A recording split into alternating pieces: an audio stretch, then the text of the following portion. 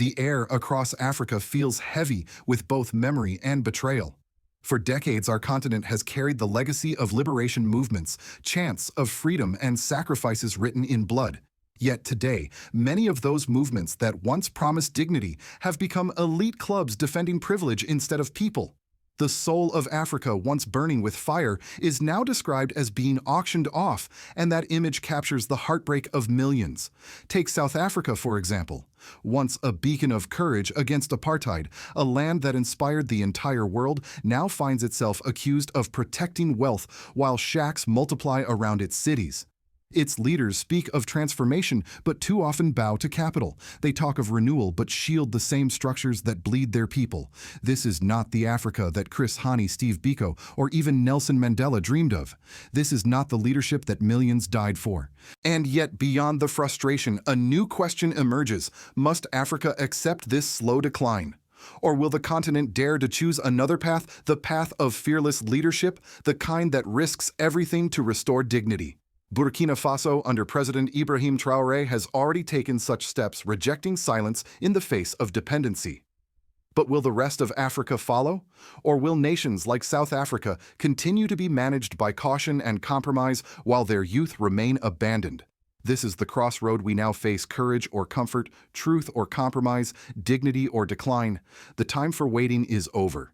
The youth are restless, the poor are tired of promises, and the people are ready for boldness, not boardroom deals. So I ask you, do you believe Africa's future lies in moderation or in the radical courage of leaders like Ibrahim Traoré?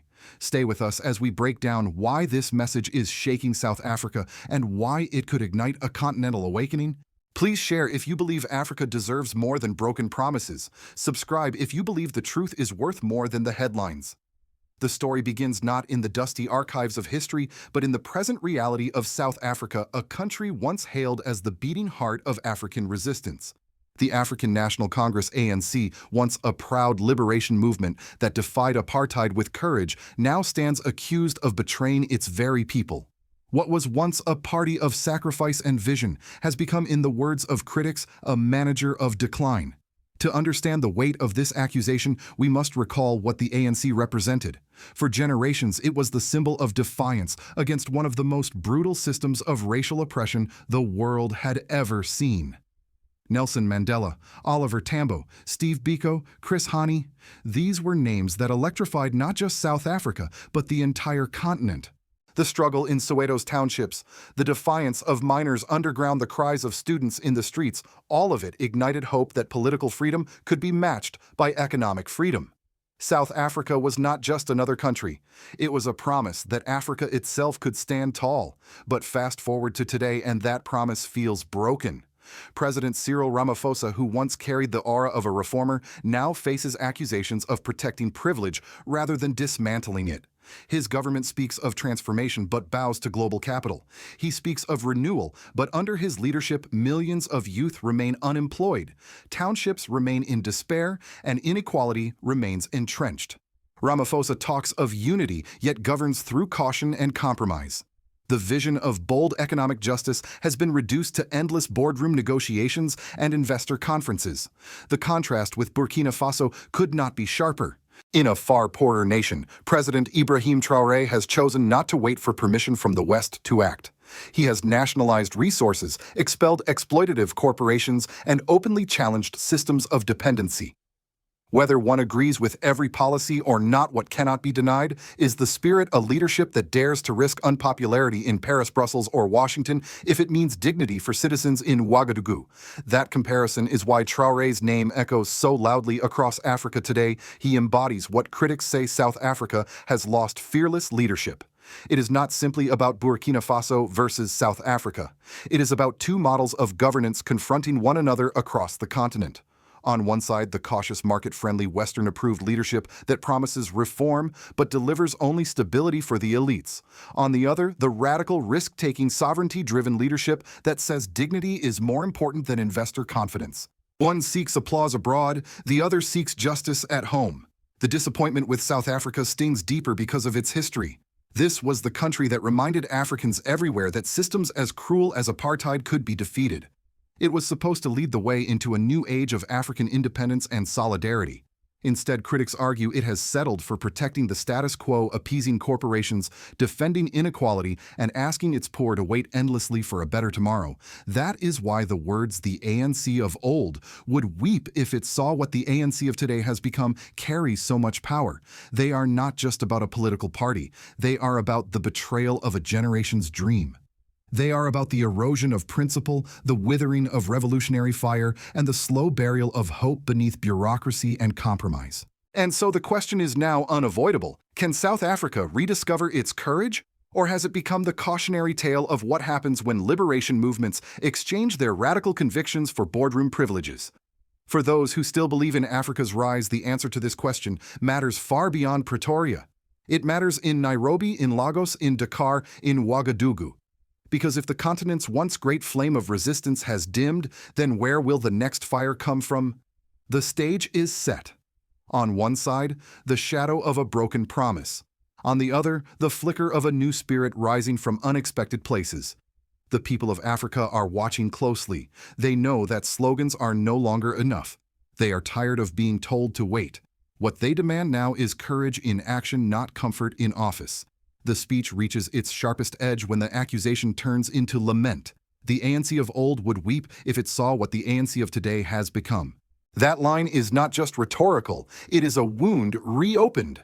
It calls forth the memory of men and women who sacrificed their lives for freedom only to see the party they bled for drift into comfort, silence, and protection of privilege. At this moment, the tone shifts from critique to moral indictment. South Africa is no longer portrayed as a struggling democracy. Trying its best, it is described as a betrayal of its own legacy. The very movement that once dared to confront apartheid, one of history's most ruthless regimes, is now accused of bowing before corporations, foreign banks, and global investors. Instead of dismantling inequality, it manages it. Instead of igniting transformation, it delays it. Instead of listening to the youth in the streets, it negotiates with mining companies behind closed doors. The reaction among the people is visceral. Across the townships, frustration is boiling. Families living in shacks on the outskirts of Johannesburg hear promises of renewal but see no change. Youth with degrees in hand still wander the streets unable to find jobs. Mothers watch their children grow up in overcrowded classrooms while contracts and tenders are given to the connected few. This is not the democracy they fought for. This is survival under another name. Internationally, the contrast becomes even more glaring. In Ouagadougou, Ibrahim Traoré speaks openly of sovereignty and sacrifice. In Bamako and Niamey, governments expel foreign troops and reclaim resources. Across the Sahel, a new wave of defiance takes root. Yet, in Pretoria, the critics say South Africa chooses moderation, fearing to upset markets and foreign capitals. This divergence shocks many Africans who once looked to South Africa as the pioneer of boldness. Now they see Burkina Faso and its young leader stepping into that symbolic role. The climax of the speech is not only about South Africa's failures, it is also a call to the continent's conscience. The warning is clear: if leadership does not disturb the comfortable, it is not leadership. If it protects the peace of the wealthy while the poor starve, it is cowardice disguised as stability.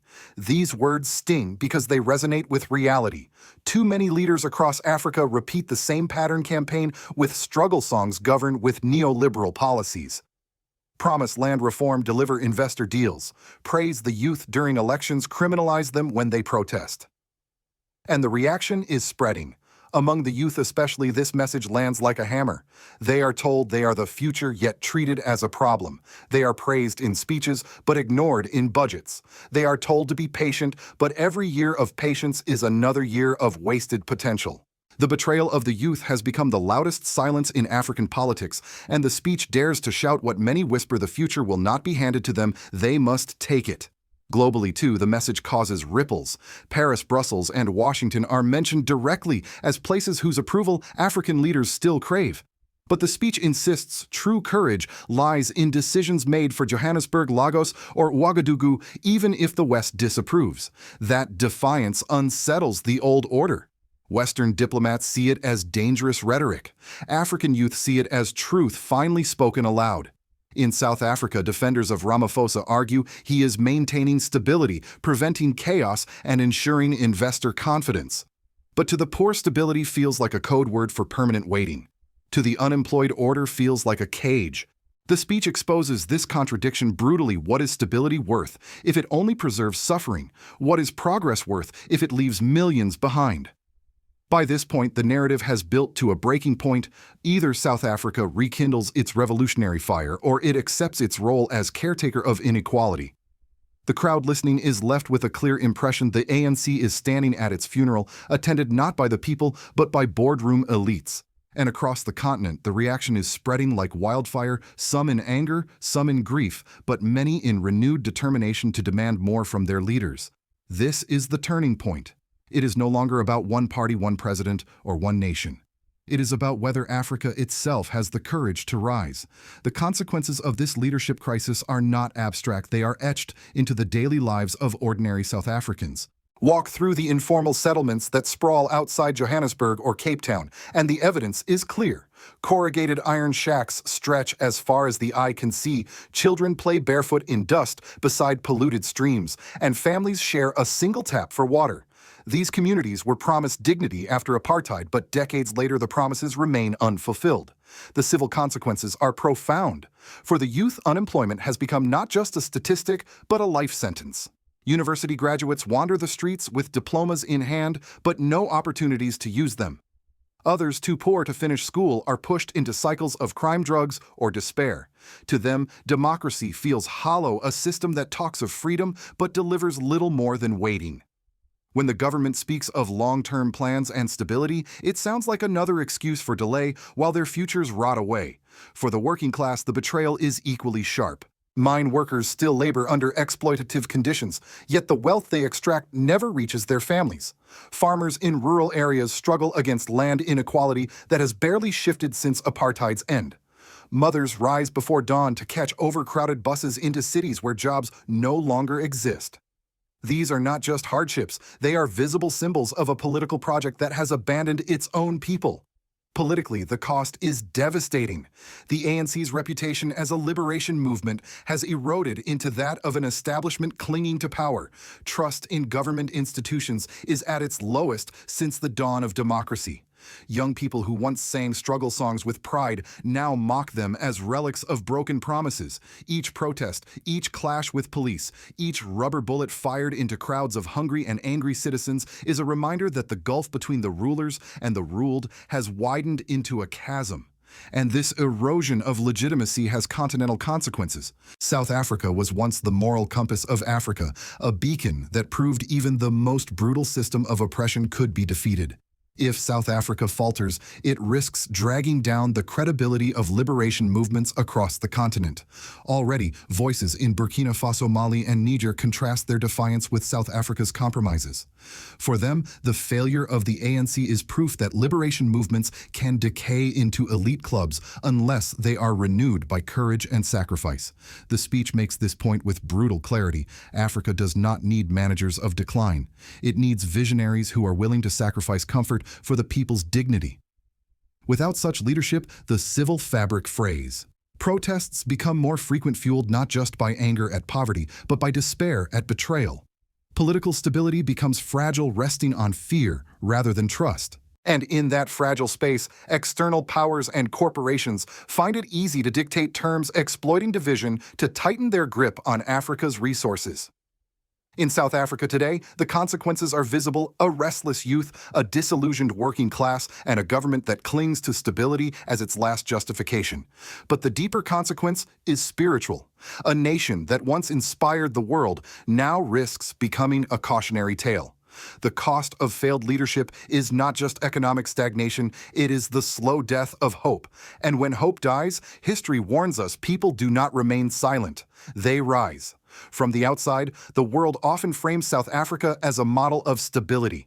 In Washington, in Brussels, and in Paris, leaders praise Pretoria for its responsible governance, for maintaining investor confidence, and for upholding what they call the democratic order. But the speech tears away that polished image. Stability, it argues, is not real if it rests on hunger. Democracy is not genuine if it produces only boardroom deals while the poor remain locked out. The United States in particular views South Africa as a strategic anchor on the continent. American policymakers see Ramaphosa as a steady hand, someone who will not disrupt global markets, who will keep South Africa integrated into the Western economic orbit. Yet for the people in Soweto or Kailicha, that very steadiness feels like stagnation. What Washington calls predictability, citizens experience as paralysis. What the IMF describes as reform, the poor call betrayal. This disconnect reveals the clash between foreign approval and domestic reality. Europe's gaze is similar.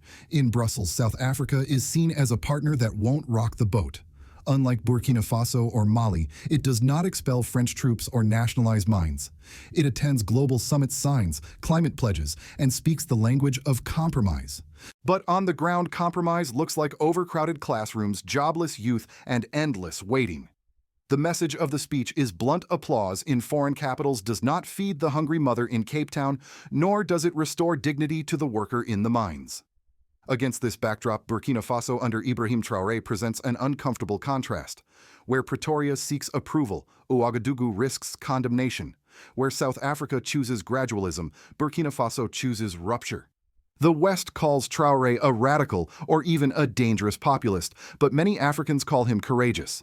His decisions may anger Paris or Washington, but they resonate deeply in African villages where dignity has long been denied. That contrast unsettles global powers because it shows that a different model of leadership is possible and popular. For the international community, the stakes are high. If South Africa continues on its path of cautious moderation, the West retains its reliable partner. But if more African nations follow the Burkina Faso model, asserting sovereignty, reclaiming resources, defying international pressure, then the balance of power begins to shift. What once was unthinkable, a continent negotiating on its own terms, suddenly becomes plausible. The speech forces the world to confront an uncomfortable question: what kind of leadership should Africa reward? The kind that soothes markets and pleases diplomats, or the kind that risks everything to restore dignity at home? For Western powers, the answer seems obvious. They prefer the former. For African youth, the answer is increasingly clear. They yearn for the latter. And here lies the challenge for the United States in particular. Can Washington continue to champion leaders who are applauded abroad but doubted at home? Or must it reckon with a new generation of Africans who see Ibrahim Traoré, not Cyril Ramaphosa, as the face of authentic leadership? This is why the speech resonates far beyond South Africa. It is not only about one president or one party. It is about the larger contest for Africa's future, a contest between comfort and courage, between Western approval and African dignity. And the world is watching closely because Africa's choice will shape not just its own destiny, but the balance of global power in the decades to come. The message closes with a warning that cannot be ignored: Africa has waited long enough. For decades, leaders have spoken of patience, of gradual reform, of stability that would one day deliver dignity. But the evidence is clear. Patience has become the excuse of the powerful while the poor continue to suffer. Stability has become another word for stagnation. And waiting has turned into a slow death for millions. South Africa, once the torchbearer of liberation, now stands accused of dimming that flame. Its youth feel abandoned, its poor feel betrayed, and its revolutionary party has been reduced to managing inequality rather than eradicating it. Yet the speech insists it is not too late, not for South Africa and not for the continent. The fire of freedom still burns, but it requires courage, honesty, and sacrifice to carry it forward. The broader warning is for all of Africa: if leaders choose comfort over courage, if they bow to investors instead of their own people, then history will not forgive them. The people are ready, the youth are restless, and the future will not wait. What is needed now is not another summit, not another slogan, but action rooted in dignity. From Ouagadougou to Pretoria, from Lagos to Nairobi, ordinary Africans are demanding leadership that listens, serves, and dares to act, even when the world disapproves. For the United States and Europe, this is a moment of reckoning as well. They can no longer hide behind polite words while applauding governments that preserve the status quo. The people of Africa are watching, and they are comparing. They see in President Ibrahim Traoré a model of leadership that risks isolation abroad to deliver justice at home. They see in South Africa a cautionary tale of how liberation movements can lose their fire. The question that now echoes across the continent is simple: who will Africa follow, the managers of decline or the visionaries of courage? And that brings the challenge back to us, the viewers, the witnesses of this moment. What kind of Africa do we want to see in the years ahead? One that continues to wait, or one that rises with fearless leadership? Do you believe that President Ibrahim Traoré's bold strategies are the answer, or should South Africa reclaim its courage and lead once again? This is not just about politics. It is about dignity, justice, and survival. The time to rise is not tomorrow. It is now. Please share if you believe Africa's youth deserve more than broken promises. Comment below. Do you think Africa should follow leaders like Ibrahim Traoré or demand courage from those already in power? And subscribe if you believe courage, not comfort, must guide Africa's future.